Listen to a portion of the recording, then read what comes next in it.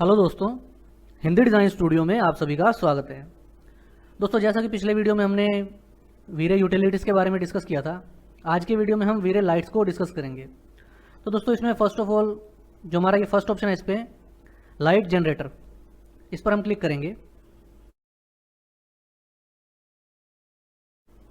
तो दोस्तों, आप यहाँ देख सकते हैं इसमें एक्सटीरियर के लिए और इंटीरियर के लिए यहाँ लाइटिंग वगैरह सेट करने के लिए कुछ प्रॉपर्टीज़ दी हुई हैं।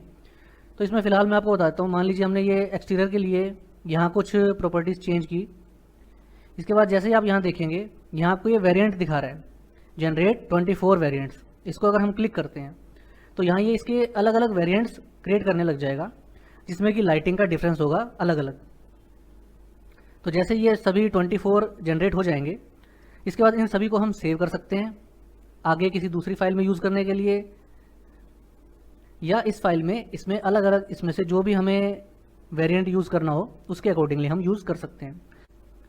इनका डिफरेंस मैं अभी आपको बता देता हूँ। फर्स्ट हम इसको सेव कर लेते हैं। डेस्कटॉप पर मैं इसको 1 2 3 4 के नाम से सेव करता हूँ। ये लाइट सेट के नाम से सेव होगा। तो दोस्तों, ये वेरिएंट मैंने सेव कर लिए हैं। अब इसमें अगर मान लीजिए ये जो इसमें सनलाइट ज़्यादा है, अगर इसको मैं सेलेक्ट रखते हुए और रेंडर पर क्लिक करता हूँ तो इसमें आप देखिए सनलाइट इस तरफ से आ रही है और ये हमारा रेंडर कुछ इस तरह से हो रहा है। तो ये हमारा एक वेरिएंट था। अब अगर इसको क्लोज करके अगेन हम वेरिएंट में जाकर इसमें कोई दूसरा वेरिएंट लेते हैं, मान लीजिए ये वाला वेरिएंट मैं सेलेक्ट रखता हूँ। इसके बाद जब मैं रेंडर करूँगा तो यहाँ इसमें वेरिएंट चेंज हो जाएगा। तो इस तरह से हम अलग अलग लाइटिंग के वेरिएंट्स जनरेट कर सकते हैं अकॉर्डिंगली, जिसमें कि आउटसाइड से लाइट कैसे आनी है, सनलाइट से या जो भी लाइट है एनवायरनमेंट की, वो कैसे आएगी। तो फर्स्ट ऑप्शन इसमें एनवायरनमेंट के लिए लाइट जनरेटर का रहेगा।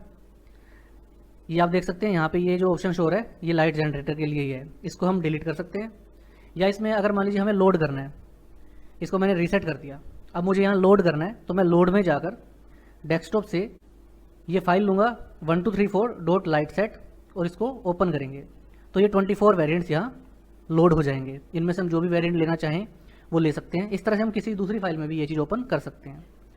क्लोज करते हैं इसको। दोस्तों, इसके बाद नेक्स्ट ऑप्शन हमारा रेक्टेंगल लाइट का है। इससे नॉर्मल हम कोई भी रेक्टेंगल लाइट बना सकते हैं। जैसा कि पिछले वीडियो में आपको बताया था, हमारी वीरे की प्रॉपर्टीज़ लाइंस में जो शो हो रही हैं, इसमें वीरे यूटिलिटीज़ में से फर्स्ट ऑप्शन क्लिक करने पर एनेबल सॉलिड विजेट, तो ये हमारी लाइट को सॉलिड प्लेन बना देता है। इसको हम क्लोज रखते हैं। तो इसमें आप जिस तरफ ये एरो शो हो रहा है इस तरफ हम इसकी लाइटिंग का जो शेड पड़ेगा वो इधर रहेगा।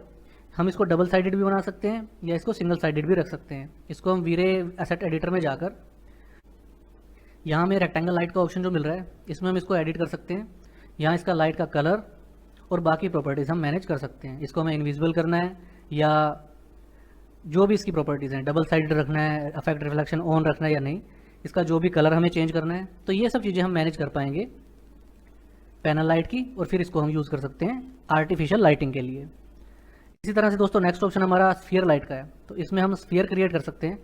ये भी इस तरह से हम यूज़ कर सकते हैं। अगर मान लीजिए हमारे किसी रूम में लाइटिंग नहीं आ रही या किसी एरिया में लाइटिंग नहीं आ रही, तो हम इसमें स्फीयर लाइट यूज़ कर सकते हैं और उसमें आर्टिफिशियल लाइटिंग दे सकते हैं। ये स्फीयर लाइट इस तरह से काम करेगी कि चारों तरफ की इससे रोशनी जाएगी। अब इसको भी अगर हम क्लिक करते हैं सॉलिड विजेट में तो ये सॉलिड इस तरह से शो होने लग जाएगा।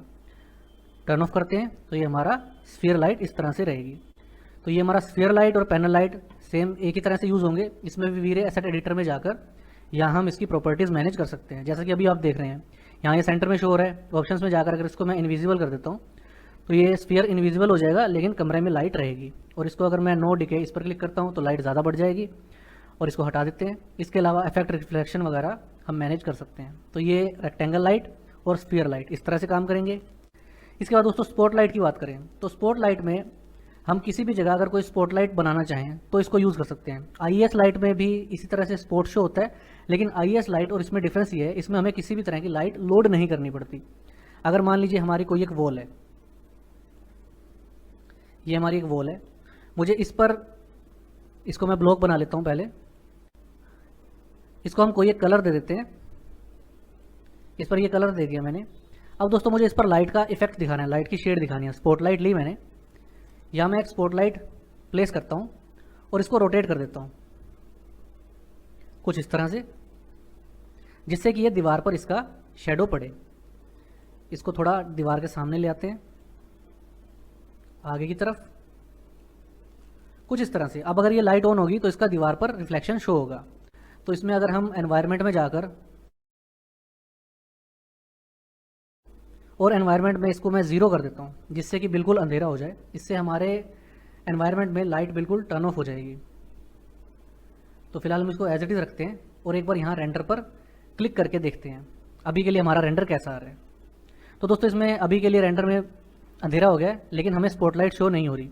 अब हमें स्पॉटलाइट की थोड़ी सी प्रॉपर्टीज़ मैनेज करनी पड़ेंगी। स्पॉटलाइट को सेलेक्ट करेंगे, वीरे एसेट एडिटर में जाकर स्पॉटलाइट में जस्ट आपको इसमें अगर कलर चेंज करना हो तो आप कर सकते हैं। थोड़ा इसको हम येलोइश दे देते हैं, वार्म कलर दे देंगे। इसके अलावा यूनिट्स में यहाँ हम सेलेक्ट करेंगे रेडियंट पावर, इससे इसकी लाइटिंग बढ़ गई है। इसके अलावा बाकी चीज़ें अभी मैंने कुछ भी चेंज नहीं किया है, इसमें हम प्रॉपर्टीज़ बढ़ा या घटा सकते हैं। फिलहाल इसको हम एज इट इज़ अब दोबारा से रेंडर करके देखते हैं। तो दोस्तों इसमें आप देख रहे हैं ये लाइट हमें कुछ इस तरह से शो कर रही है, यहाँ इसका स्पॉट आने लग गया है। इसको जितना मैं रोटेट करूँगा नीचे की तरफ तो ये हमारा स्पॉट इस तरह से शो होगा। और इसी की प्रॉपर्टीज़ हम मैनेज यहाँ कर सकते हैं इस लाइट में। इसका हमें कोन एंगल कितना लेना है, यहाँ प्रीव्यू देख सकते हैं। इसकी चौड़ाई कम या ज़्यादा कर सकते हैं। इसको हम इन्वर्स क्यूब में दिखा सकते हैं कुछ इस तरह से, लीनियर में या इसमें क्यूबिक में, ये सब चीज़ें हम मैनेज कर सकते हैं। उसके अकॉर्डिंगली हमारी लाइट शो होगी। इसको अगर अब मैं रेंडर करता हूँ तो इसमें आप देखिए इसकी लाइट वगैरह शेड वगैरह चेंज हो गई है। तो इस तरह से आप स्पॉटलाइट यूज़ कर सकते हैं और उसकी प्रॉपर्टीज़ को यहाँ से मैनेज कर सकते हैं। इसके बाद दोस्तों बात करेंगे हमारी IES लाइट की, जो कि हम नॉर्मल रेंडर्स में यूज़ करते ही हैं। IES लाइट हमें लोड करनी पड़ेगी। किसी भी एक IES लाइट को हम इसमें लगा सकते हैं। मान लीजिए मैंने कोई एक IES लाइट यहाँ सेलेक्ट की। इसके बाद इसको भी हम प्लेस करेंगे। ये हमारी IES लाइट रहेगी। ये भी स्पॉटलाइट की तरह ही काम करेगी, पर इसमें हम IES लाइट हमारे अकॉर्डिंगली यूज़ कर सकते हैं, जो भी हमने डाउनलोड्स किए हैं। तो उसके अकॉर्डिंगली इसमें जो भी इसका शेड होगा वॉल पर वो शो होगा। तो IES लाइट इस तरह से यूज़ होगी। इसके बाद दोस्तों बात करेंगे ओमनी लाइट की। दोस्तों ओमनी लाइट लगभग स्फीयर की तरह ही होती है, लेकिन इसमें डिफरेंस ये आता है, ये लाइट्स हम यूज़ करते हैं किसी तरह के साइड टेबल में या टेबल लैंप में। इनमें ओमनी लाइट ज़्यादा बेटर यूज़ होती है बजाय कि स्फीयर लाइट के। स्फीयर लाइट हम आर्टिफिशियल लाइटिंग के लिए यूज़ कर सकते हैं रूम में, पर अगर आप इसको ओनमी लाइट को यूज़ करेंगे किसी भी लाइट में या किसी साइड टेबल में या किसी वॉल लाइट में, वॉल लैम्प में, तो ओनमी लाइट ज़्यादा अच्छा इफेक्ट देगी। इसको भी हम वीरे एसेट एडिटर में जाकर और इसकी प्रॉपर्टीज़ मैनेज कर सकते हैं, जैसा कि हमने स्फीयर की प्रॉपर्टीज़ मैनेज की थी। तो ये ओनमी लाइट रहेगी।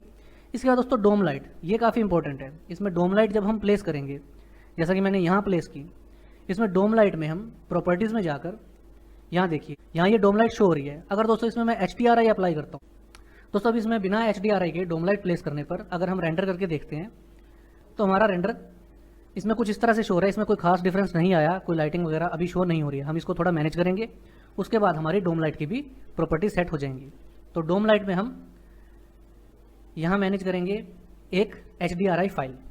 इसके लिए जो भी HDRI फाइल आपने डाउनलोड कर रखी है, जिसका वीडियो मैंने आपके साथ शेयर किया था, आप वो फ्री ऑफ कॉस्ट डाउनलोड कर सकते हैं HDRI।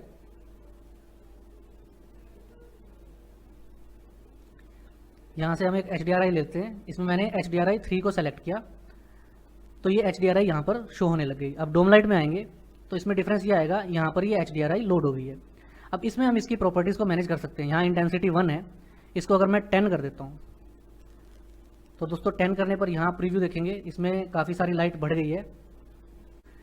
इसके साथ ही हम इसको यहाँ हेमिस्फीयर को स्फीयर में क्लिक करेंगे, तो जिससे कि ये प्रॉपरली स्फीयर में शो होने लग जाएगा इस तरह से। अब इसमें लाइटिंग प्रॉपर शो हो रही है। अब इसमें सेटिंग में जाकर एनवायरनमेंट में हम इसको 1 रख सकते हैं, जिससे कि हमारा एनवायरनमेंट चेंज हो जाएगा जैसे ही हम रेंडर पर क्लिक करेंगे। इसका सीन थोड़ा मैं चेंज कर देता हूँ, थोड़ा हम इसको दूर से इस तरह से प्लेस करते हैं।